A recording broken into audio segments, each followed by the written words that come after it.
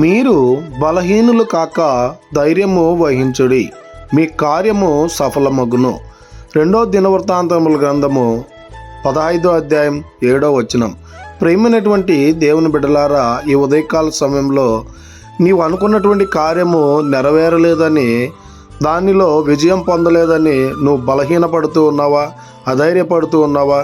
ఈ లోకం మీద ఆధారపడి వారు నీ కార్యాన్ని నెరవేరుస్తారనేటువంటి ఆశ కలిగి నిరాశ చెంది ఉన్నావా? అయితే ఉదయకాల సమయంలో ఈ వాగ్దానం ద్వారా నీతో మాట్లాడుతూ ఉన్నాడు. నువ్వు ఏ కార్యమైతే అనుకుంటూ ఉన్నావో, ఏ కార్యమైతే సఫలము కాలేదని, ఏ కార్యమైతే చేయలేకపోతున్నానని నువ్వు అనుకుంటున్నావో, ఆ కార్యములను అధైర్యపడక ధైర్యము వహించినట్లయితే ఆ యేసుక్రీస్తు ప్రభుల వారు నీ పక్షమున ఉండి నీ కార్యమంతా సఫలం చేసేటువంటి వాడిగా ఉన్నాడు గనక ఇక నుంచైనా ఆ యేసుక్రీస్తు ప్రభుల వారి మీద విశ్వాసం ఉంచి మనము ఉండాలని కోరుకుంటూ ఈ దిన వాక్యం ద్వారా దేవుడు బలపరచును గాక. ఆమేన్. ప్రార్థన. మమ్మల్ని మిక్కిలిగా ప్రేమిస్తున్న ప్రియ పరలోకమందున్న మా తండ్రి, మీకే కోట్లాది వందనాలు, స్తుతి స్తోత్రాలు ప్రభా.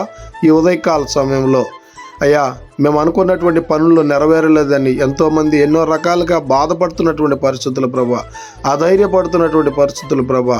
అయ్యా, ఈ దినాన మీ వాక్యం ద్వారా మీరు మమ్మల్ని బలపరిచినందుకై వందనాలు, స్తుతి స్తోత్రాలు.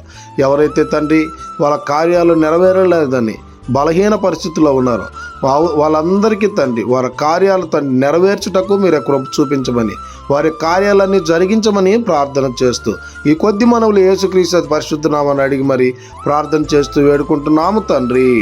ఆమేన్.